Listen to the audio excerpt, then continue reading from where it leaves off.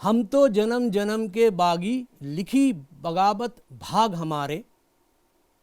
पंडित ज्वाला प्रसाद जोशी की इन पंक्तियों को समझकर आप अंदाज़ा लगा सकते हैं कि उस वक्त वे लोग जो आज़ादी पाने के लिए लड़ रहे थे, ऐसे लाखों लोग जिन्होंने अपने प्राणों की आहुति दे दी, ऐसे बलिदानी, ऐसे स्वतंत्रता संग्राम सेनानी, आज भारत उन्हीं की याद में आज़ादी के 75 वर्ष पूरे होने पर आज़ादी का अमृत महोत्सव मना रहा है। और इसी क्रम में हम उन वीरांगनाओं की चर्चा करने जा रहे हैं जिन्होंने बलिदान देकर आज़ादी की लड़ाई में अपनी भूमिका निभाई है। आज हमारे साथ मौजूद हैं हमारे स्टूडियो में श्री आनंद मंगल बोहरे जी, जो इतिहास के विशेषज्ञ हैं। आपका हमारे स्टूडियो में स्वागत है। धन्यवाद पंकज जी। आज़ादी के अमृत महोत्सव मना रहे देश में इस अवसर पर आपने हमें अपने स्टूडियो में आने का मौका दिया, धन्यवाद आपका। और आज़ादी के अमृत महोत्सव वर्ष में मैं आपके विषय के अनुरूप कुछ आज़ादी की वीरांगनाओं के संबंध में अपना एक पेपर प्रस्तुत कर रहा हूँ। उसमें सबसे पहले अगर मैं उन कैरेक्टर के नाम बताऊं जो आज़ादी की वीरांगनाओं के रूप में मशहूर हैं, और इसमें विशेष बात यह है कि कुछ ऐसे कैरेक्टर भी हैं जिनको ज़्यादा चर्चा में नहीं है, जिनको ज़्यादा लोग जानते नहीं हैं। तो कुछ ऐसे महिलाएं थीं जो जैसे सराय चला रही थीं, भटियारा का काम कर रही थीं, भूंजने का, और जो होता है जिसको हम लोग बुंदेलखंड में भड़भूंजा वो काम कर रही थी, सराय चला रही थी। और कुछ ऐसे जिनके पास लोगों का आने जाने का क्रम था, तवाइफें थीं, संगीत का काम करती थी, जिनके यहाँ लोगों का एक आवाजाही था, उनने भी अपनी मैसेंजर के तौर पे एक स्थान से दूसरे स्थान लोगों को योजना बनाने के लिए अपनी जगह पे मौका दिया। और कुछ लोग आए, अपनी योजना बता के चले गए, तो फिर उसके बाद जो दूसरे लोग आए तो उनको मैसेज कन्वे किया। उनका भी इस पूरे मूवमेंट में और आंदोलन में बहुत बड़ा योगदान है, जिनको कोई बहुत ज़्यादा जानता नहीं, जिनका कोई इंटरेस्ट भी नहीं था। जैसे आप पढ़ते हैं महारानी लक्ष्मीबाई का पढ़ेंगे, आप पढ़ेंगे बेगम हजरत महल का पढ़ेंगे, तो सीधे तौर पे ऐसे समझ आता है कि इनकी रियासत, इनकी कोई ऐसी अंग्रेज़ों से सीधी एनिमी थी। सीधे तौर पे या तो इनकी रियासत हड़प ली डलहौजी के समय में, जो नाना प्रकार के रूल्स बना लिए थे आपकी रियासत को हड़पने की, गोद ना लेने की प्रथा थी, आप शासन नहीं चला पा रहे हो, जैसे अवंतीबाई के हस्बैंड को पागल घोषित कर दिया था, इस तरह के काम करके कि भाई आप शासन नहीं चला पा रहे हो तो हड़प लिया था। लेकिन ये जो छोटे छोटे काम कर रही थी, इनकी कोई रियासत नहीं जा रही थी और ना इनको सीधे तौर पर कुछ हासिल होने वाला था, लेकिन वो देशभक्ति का जज्बा और जुनून और देशभक्ति के लिए मर मिटने की जो इच्छा थी, वो जानती थी कि अगर हमारी ये मुखबिरी की बात कहीं से लीक हो गई तो इसके बाद तो सीधे सजाए मौत है। अंग्रेज़ों के समय किसी प्रकार की कोई, लेकिन जीते, क्योंकि तत्कालीन 1857 की क्रांति के बाद तो क्रांति सफल हुई नहीं थी। तो अल्टीमेटली पूरा तंत्र और पूरा जो सिस्टम था वो अंग्रेज़ों के हाथ में गया था। तो फिर उसके बाद उस पूरे मूवमेंट को उनने अपने नज़रिया से भी लिखा। उनने कहीं ऐसा नहीं लिखा कि इन लोगों को कोई सफलता मिली है, इनकी कोई योजना सफल हुई है, इनकी कोई प्लानिंग सफल हुई है। उनने इसलिए भी नहीं लिखा ऐसा कि आगे से फिर कोई ऐसे मूवमेंट की नींव ना रखी जाए, इस तरह के लोग फिर से सक्रिय ना हो जाएं और फिर से ये मुखबिरी करके और इस तरह के छोटे छोटे लोग और एक संगठन को ऐसा स्वरूप ना दे दें कि भाई 10 साल बाद, 20 साल बाद या 50 साल बाद, कोई अंग्रेज़ों की योजना तो थी नहीं थी कि हमें 1947 में वापस जाना है। तो 1857 में तो ये योजना थी कि इस मूवमेंट को इस तरह से प्रस्तुत करो कि ये टोटल फेल हो गया है, इसमें कहीं सफलता नहीं मिली और इनके स्थानीय लोगों ने भी इसको सपोर्ट नहीं किया है, जबकि ऐसा नहीं था। लेकिन क्योंकि लिखने वाले वही थे, अपने यहाँ के तो जो लोग थे जिनने बेचारों ने मेहनत की, अब जान पे खेले और कुर्बान हो गए, अब उनकी बात कहने वाला कौन था। तो इस तरह से बहुत से ऐसे कैरेक्टर हैं जो बाहर निकल के आ नहीं पाए, लेकिन उनको भी फ्रीडम मूवमेंट के एक हीरो की तरह ही याद किया जाना बहुत अच्छा होगा। इस मामले में मैं आपको बताना चाहूँगा कि भारत सरकार द्वारा एक योजना चलाई गई और उस पर बहुत बड़ा काम हुआ, unsung heroes of the freedom independence. Unsung heroes के ऊपर एक बड़ा प्रोजेक्ट भारत सरकार के संस्कृति मंत्रालय द्वारा लाया गया है और इसमें तमाम पूरे भारत के जितने भी प्रदेश हैं वहाँ पर जो लोग ऐसे लोग रहे हैं जैसा आपने जिक्र किया, हाँ। तो उन लोगों की जीवनी, उनके बारे में जानकारी इकट्ठा करना, ये सब काम बहुत तेज़ी से किया जा रहा है। ये भी एक बहुत अच्छा, आज़ादी का अमृत महोत्सव मना रहे देश में इन सारी चीज़ों पे काम हो रहा है, तो ये भी एक बहुत अच्छी सक्सेसफुल और बहुत अच्छी एक पहल है भारत सरकार की। और इस तरह के जो भी लोग उसमें काम कर रहे हैं, आप लोगों के माध्यम से ऐसी चीज़ें जो आम लोगों तक आ रही हैं, तो ये आज़ादी के अमृत महोत्सव का ही एक बहुत अच्छा पहलू है कि ऐसे लोगों के बारे में विद्यार्थी जान पा रहे हैं, लोग जान पा रहे हैं, नागरिक जान पा रहे हैं। नहीं तो ये कहीं खो गए थे। इनको आकाशवाणी पे भी हमने कई बार रेडियो में सुना है, एक न्यूज़ में एक छोटा सा एक 1.5 मिनट का 2 मिनट का एक ऐसा वो रखते हैं कि उसमें कोई ऐसे अननोन हीरो के बारे में जिक्र करते हैं, छोटी छोटी जगह का। एक आध बार कभी हमने सागर का भी सुना है, मध्य प्रदेश का भी सुना है, अलग अलग राज्यों का आता है। तो ये आज़ादी के अमृत महोत्सव की ही एक प्रकार से बहुत अच्छी पहल है। जैसे कि आप देखेंगे कि मध्य प्रदेश सरकार ने भी इस मामले में काम किया है और उन्होंने जो भारतीय स्वतंत्रता संग्राम में जनजातीय नायकों की जो भूमिका रही है उस पर बहुत लंबा काम मध्य प्रदेश में हुआ है। और जनजातीय जो नायक हैं आज़ादी के, उनके बारे में लोगों तक जानकारी पहुंचाना, ये एक बहुत बड़ा काम इस आज़ादी के अमृत महोत्सव के अंतर्गत हुआ है। बिल्कुल, जनजातीय नायकों ने आज़ादी के लिए बहुत संघर्ष किया और उनकी बहुत बलिदान की कहानियां हैं। उनको पूरा देश याद भी करता है और उनका बहुत बड़ा योगदान है, क्योंकि वो अपने जो उनका एक कल्चर है उसमें वो किसी प्रकार का दखल और किसी प्रकार का इंटरफियरेंस उनको अंग्रेज़ों के द्वारा बर्दाश्त नहीं हो रहा था। और उनने उसको लेके, उनके तो अपने ज़मीन के मसले थे, उनके बहुत ज़्यादा रियासतों के मसले नहीं थे, लेकिन देश प्रेम की भावना का जो उनने स्प्रे किया, लोगों में जो संचार किया, उससे बहुत प्रेरणा मिली। बहुत ज़्यादा रियासतों के लिए नहीं लड़े वो अपनी केवल मातृभूमि और संस्कृति और देश के लिए ही उनने कुर्बानियाँ दी हैं। जल जंगल ज़मीन के लिए, रियासतों के लिए। ठीक है, रियासतों के लिए भी जो लड़े वो भी कोई केवल रियासत के नहीं लड़े, उनने भी एक लोगों में एक जागृति का तो काम किया। 1857 की क्रांति अंग्रेज़ों की दृष्टि से उनने कोशिश की लिखने में कि भाई ये फेल हो गई थी, लेकिन 1857 की क्रांति ने जो देशभक्ति का जज्बा पैदा किया, जो लोगों में स्फूर्ति का संचार किया, उसने ही आगे फ्रीडम मूवमेंट की और पूरे राष्ट्रीय आंदोलन की नींव रखी। जैसा कि आप कह रहे थे कि बहुत सारी ऐसी वीरांगनाएं हैं जिनको लोग नहीं जानते, और ख़ास तौर पर जब भी नाम आता है तो चार पांच नाम। महारानी लक्ष्मीबाई झांसी की, झलकारी बाई, रानी चेन्नम्मा, अवंतीबाई, जैसा आपने जिक्र किया। लेकिन इनके अलावा भी बहुत सारी ऐसी वीरांगनाएं हैं, ऐसी महिलाएं हैं जिन्होंने अपना काम करते हुए आज़ादी की लड़ाई में योगदान दिया। तो मैं जानना चाहूँगा कि आप उनके नाम थोड़ा सा, उनके बारे में थोड़ा विस्तार से हमें बताएं। इसमें मेन जो आज हम मतलब ऐसा चर्चा में ला रहे हैं, तो उनमें 12 ऐसे कैरेक्टर हमने लिए हैं जो आज़ादी के लिए जिनने संघर्ष किया है। उनमें बेगम हजरत महल हैं, महारानी लक्ष्मीबाई हैं, झलकारी बाई हैं, ऊदा देवी हैं जो एक बहुत अच्छी निशानेबाज थी, जो मतलब आज के दौर में अगर बच्चों को, विद्यार्थियों को बताएं तो वो 2 पिस्टल एक साथ अपनी कमर में लगा लेती थी और उनके निशाने बहुत अच्छे होते थे। निशानेबाज के रूप में ही उनकी ख्याति है। ये ऊदाबाई कहाँ की थी?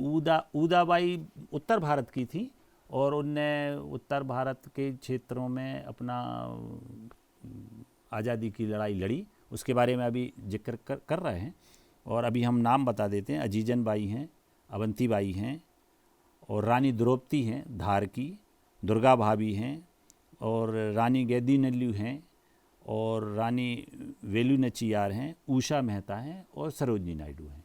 इन कैरेक्टर पर आज हम चर्चा कर रहे हैं। रानी बेगम हजरत महल लखनऊ में, उनने ब्रिजेश कादर अपने लड़के को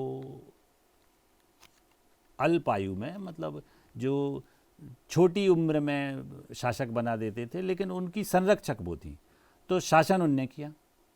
और रेजिडेंट के तौर पे प्रशासक नियुक्त वो थी, लेकिन उनने अंग्रेज़ों से किसी प्रकार का कोई समझौता नहीं किया, जबकि उनके पास प्रस्ताव था कि भाई आप इसमें समझौता कर लो, लेकिन उन्होंने कहा नहीं, पूरे राज्य के अलावा कुछ नहीं। और उनने अपने राज्य के लोगों को लेके, राज्य के जो उनके प्रशासनिक अधिकारी थे उनको लेके एक बहुत अच्छे संगठनकर्ता का संदेश दिया। और उसके बाद ब्रजेश कादर के नेतृत्व में, देखो इस समाज की विसंगतियां भी हैं इसमें। आप देखो पूरे मुग़ल काल से देखो, दिल्ली सल्तनत से देखो, केवल रजिया एक आपको ऐसी सुल्तान मिलती है जो सीधे तौर पर जिसने शासन किया है। तो इन लोगों को एक अपने सामाजिक बनावट और संरचना और सरदारों और अपने कुछ रिलीजियस उसके चलते सीधे तौर पर शासन लेने की रिस्क भी नहीं उठाई ऐसे समय में।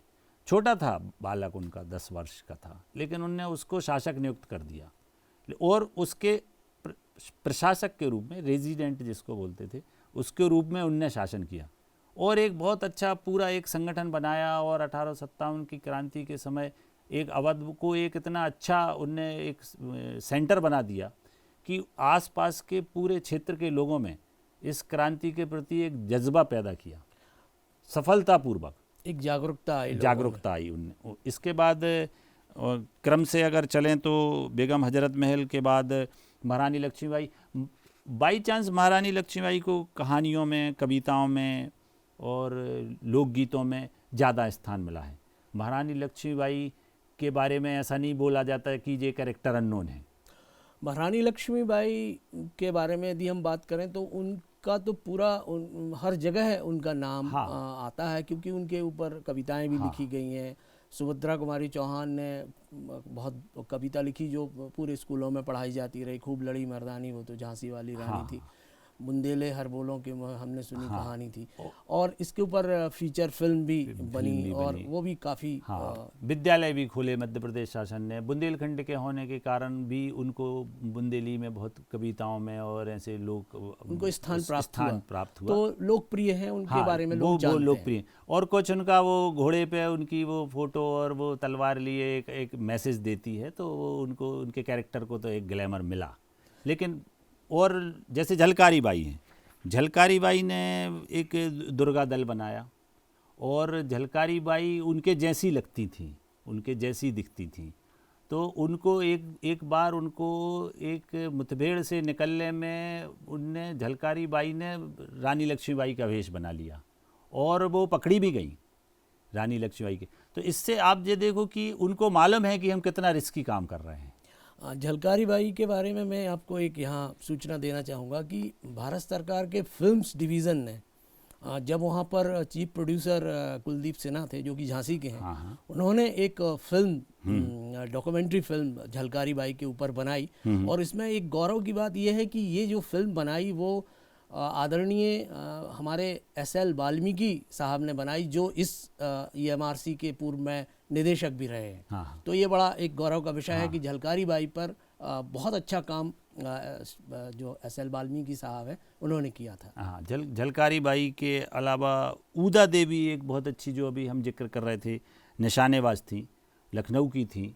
और उनके साथ भी एक इतना ऐसा वाक़या है कि लोग उस एक मूवमेंट में वो एक पेड़ पे चढ़ के गोलियाँ चला रही थी। तो अंग्रेज़ बहुत देर तक समझ नहीं पाए कि ये गोलियाँ कहाँ से आ रही हैं। जब थोड़ी देर बाद समझ में आया तो उस पेड़ को काट दिया गया था और फिर वो उस पेड़ से गिर गई ऊपर से। तो 2 वो रिवाल्वर अपने कमर में लगा के चलती थी और उनके बहुत इतने अच्छे निशाने थे कि वो निशानेबाज के रूप में ही उनकी ख्याति थी। उनने भी अपनी, मतलब इससे बड़ा और क्या योगदान होगा कि भाई उनने अपनी जान की बाजी लगा दी। और उनकी कोई रियासत की लड़ाई नहीं थी, उनकी कोई ऐसी वो नहीं थी।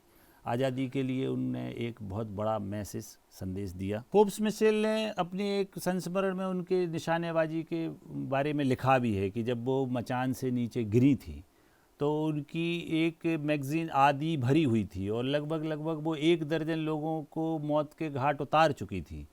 तो इससे मतलब उनकी योजना का भी पता चलता है और उनके जिगर का भी पता चलता है। एक महिला निशानेबाज के लिए 1 दर्जन लोगों को आंदोलन में मार गिराना और उसके बाद दूसरी उनकी जो पिस्तौल थी वो आधे से ज़्यादा भरी हुई थी। एक अंग्रेज अधिकारी ने ही अपने संस्मरण में लिखा है। इस तरह के जज्बे के साथ भारत की वीरांगनाएं आज़ादी की लड़ाई लड़ रही थीं। तो जैसे आपने बताया उदा देवी के बारे में, तो आप देखेंगे कि दक्षिण भारत में भी बहुत सारी ऐसे आपको कैरेक्टर्स, ऐसे महिलाएं मिलेंगी, ऐसे लीजेंड्स मिलेंगे। और उसमें चित्तूर की रानी चेन्नम्मा का नाम भी बहुत प्रमुखता के साथ सामने आता है। इसी तरह दक्षिण भारत में भी आज़ादी के लिए वीरांगनाओं ने बड़ी योजनाबद्ध तरीके से और नए नए नवाचार करके कुर्बानियाँ दी। रानी वेलु नाचियार का भी उल्लेख मिलता है। ये 1857 की क्रांति के पहले उनने ईस्ट इंडिया कंपनी से संघर्ष में उनके हस्बैंड की डेथ हो गई थी, शिवगंगई के राजा की। उसके बाद उनने अपने जो एक राज्य के शुभचिंतक या पड़ोस के जो सरदार होते हैं या छोटे मोटे जो राज्य होते हैं उनको संगठित करके और अपना उनने एक योजनाबद्ध तरीके से एक अपना संगठन बनाया महिलाओं के नेतृत्व में।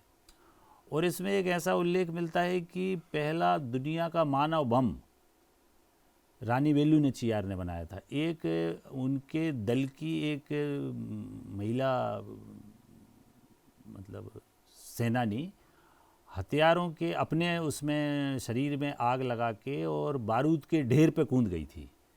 तो उसने वो एक मानव बम की तरह खुद को यूज़ किया था। हथियारों के अपने जो जखीरा था, बारूद का जो जखीरा था, खुद को आग लगा के बारूद के जखीरा में कूद गई थी। तो उस विस्फोट से बहुत बड़ा एक मैसेज चला गया था और अंग्रेज हिल गए थे उस पूरे आंदोलन से। मानव बम का पहला उल्लेख स्वतंत्रता आंदोलन में मिलता है। तो जो ये इस तरह से आप देखेंगे कि वह समाज जहाँ पर महिलाओं को उस तरह से सार्वजनिक क्षेत्रों में आने की आज़ादी तत्कालीन समाज में नहीं थी।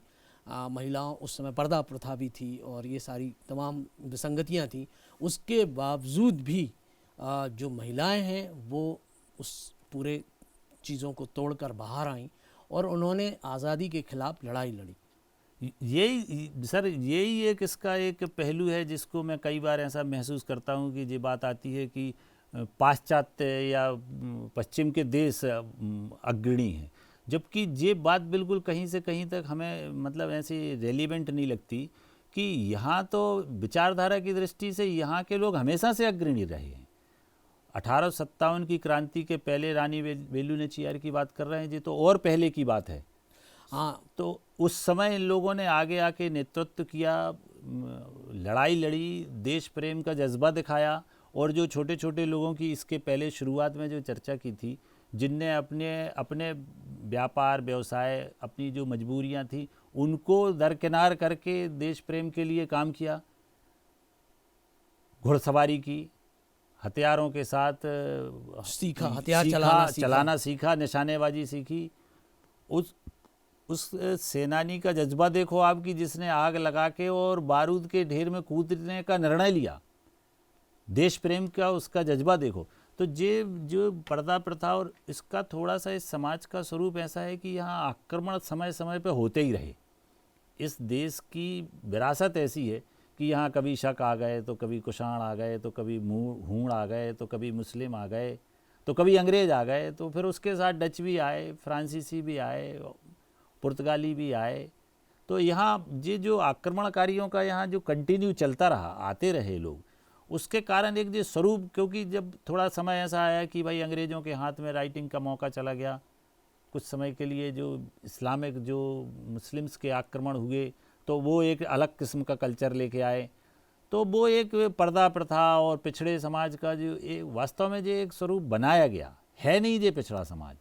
यहाँ महिलाओं के लिए कभी कोई ऐसा कमज़ोर या ऐसा नहीं माना गया कि भाई ये युद्ध नहीं कर सकते। ऐसे कितने एग्जाम्पल हैं, उदाहरण हैं इस विषय जो में, हम इतिहास में देख सकते हैं, जिससे पता चलता है कि महिलाओं ने आज़ादी की लड़ाई में, देश की प्रगति में, राष्ट्र प्रेम में बढ़ चढ़ के हिस्सा लिया हमेशा। तो महिलाओं ने, चाहे कोई भी युग हो, महिलाओं की भूमिका सर्वोपरि रही है और हर क्षेत्र में उन्होंने काम बिल्कुल किया। हर समय तो इसी तरह आज़ादी की लड़ाई में भी उनकी जो भूमिका है वो महत्वपूर्ण है। महत्वपूर्ण है, बहुत महत्वपूर्ण है। तो हम इस चर्चा को जारी रखेंगे। और ये थे श्री आनंद मंगल बोहरे जी, जो हमें वीरांगनाओं के बारे में जानकारी दे रहे थे। हम इस अंक को यहीं विराम देते हैं और अगले अंक में यह चर्चा फिर जारी रखेंगे। धन्यवाद, बहुत थैंक यू बहुत सर, धन्यवाद। थैंक यू, धन्यवाद।